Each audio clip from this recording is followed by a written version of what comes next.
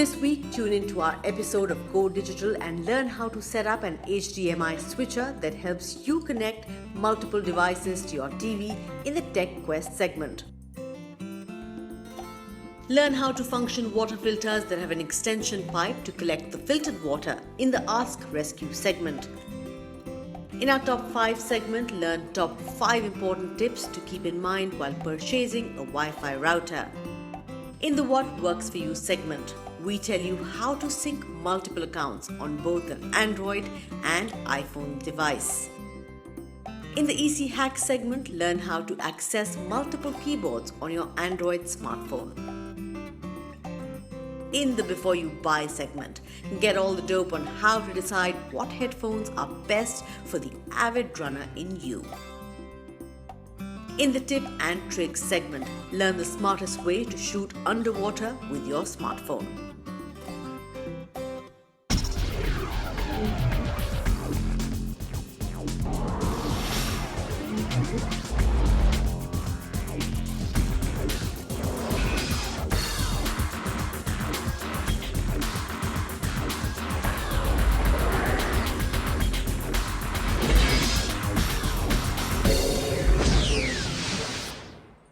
Hi, this is Shivam. And this is Aarti. And this is Go Digital. We are back with amazing DIY tips and solutions to your smallest technical problems to make your everyday lives easier. So let's see what's troubling our customers today.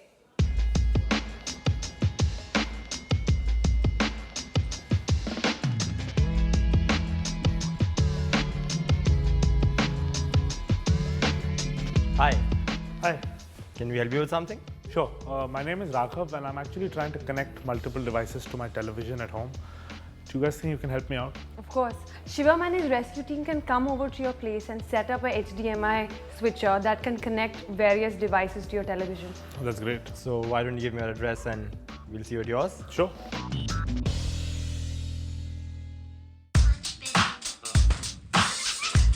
Some monitors only have a few ports, and this limits the amount of devices you can hook up to it.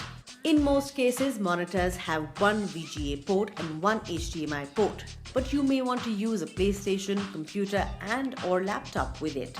This can easily be solved by using an HDMI splitter. After accessing the task at hand, the rescue experts have their gear ready. We should be on our way to Kailash Colony.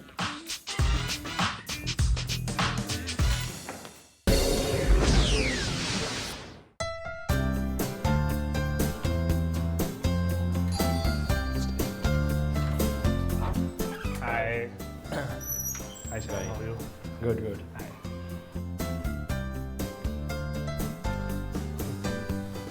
So, these are the devices which I want to connect to the television. And yeah, I just want to wait to do it. All right. So you go ahead. I'm sure you know what to do. All right. First, take stock of how many extra devices you need to connect. Secondly, you'll need a verified HDMI splitter to connect with. A number of well-known brands manufacture these, and it's easy to find a variety to choose from. You'll require a few HDMI cables to make this work. You require one for connecting the HDMI switcher to your monitor and one more cable for each device you want to connect.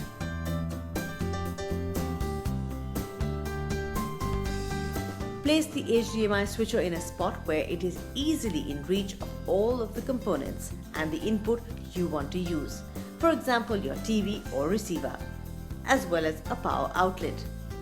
Plug the power cable into the wall or a power strip if applicable. Run an HDMI cable from each device to one of the inputs on the HDMI switcher.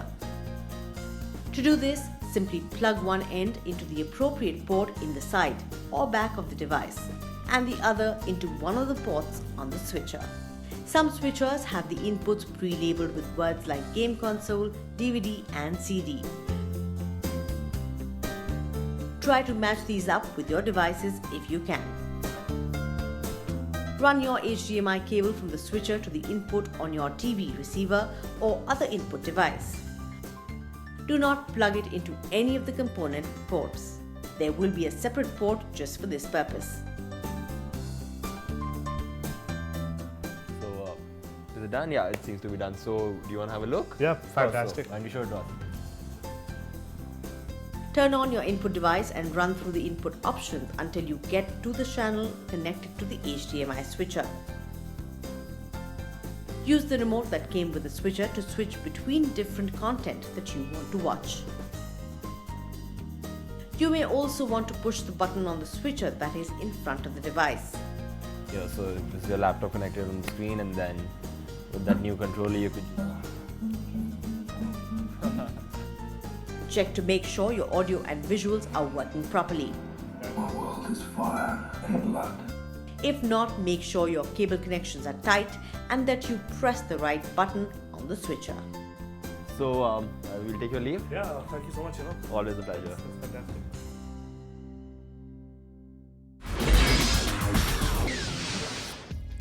I hope you solved Mr. Raghav's problem. And it was an easy one. And while you were away, I got a mail from Mr. Abhishek, who said that he has recently installed a water purifier system which has an extension pipe to collect filtered water. Now I wonder if that will affect the result. I know a lot of people have been telling me that they face a similar problem with their water purifiers. So what's the delay? Let's address this problem.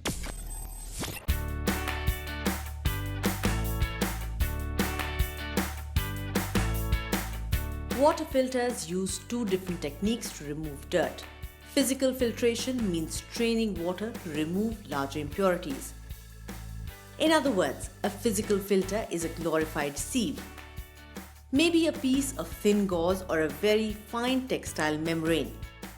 Another method of filtering, chemical filtration, involves passing water through an active material that removes impurities chemically as they pass through. The most common household water filters use what are known as activated carbon granules, sometimes called active carbon or AC.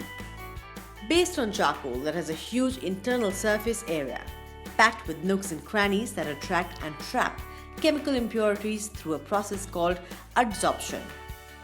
The water collected via the extension pipe may not be considered as 100% purified. It enables bacteria growth in filtered water.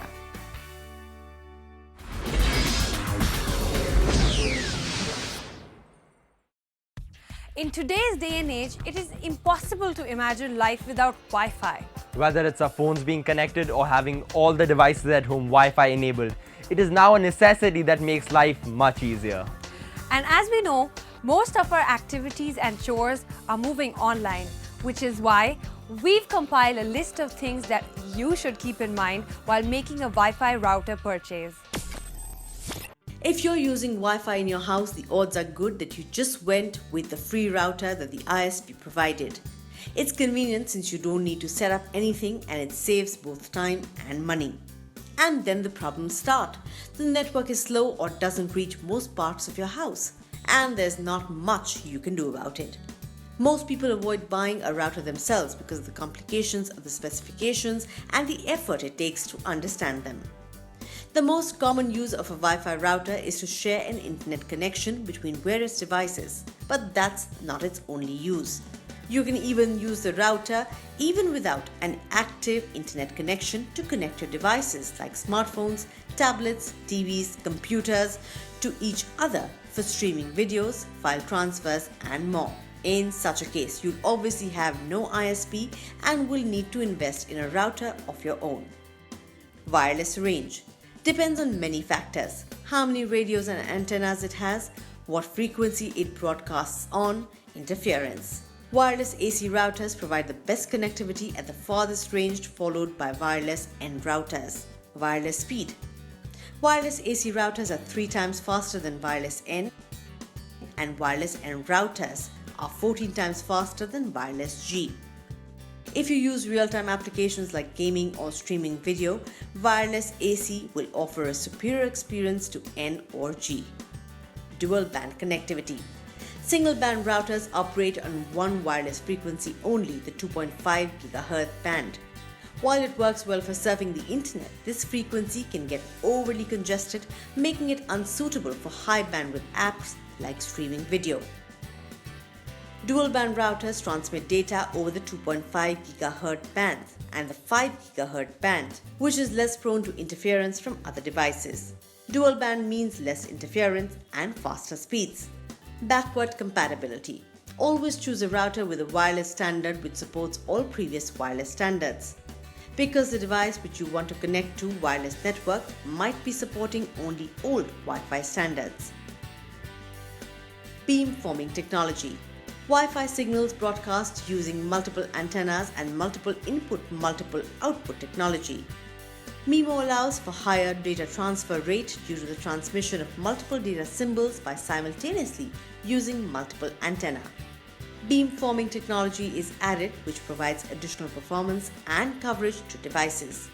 Rather than emit Wi-Fi waves in a donut shape, routers with beamforming technology find and track devices on your network and aim Wi-Fi signals directly at them, providing a much stronger signal, especially beneficial for mobile devices.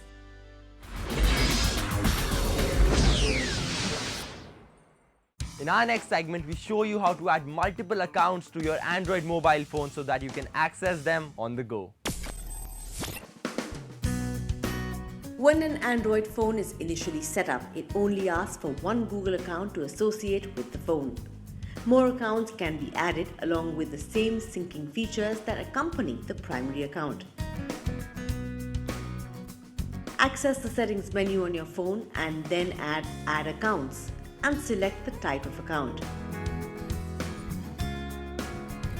Provide the account information and sign in. Different account types may provide different settings after signing in. For instance, Gmail accounts will ask what other Google services you want to sync on the phone. You don't have to choose to sync any if you prefer to check each service manually and perhaps save a bit of battery life. Bear in mind that you'll need to check which account you're using because purchases and free downloads are tied to the account that acquires them.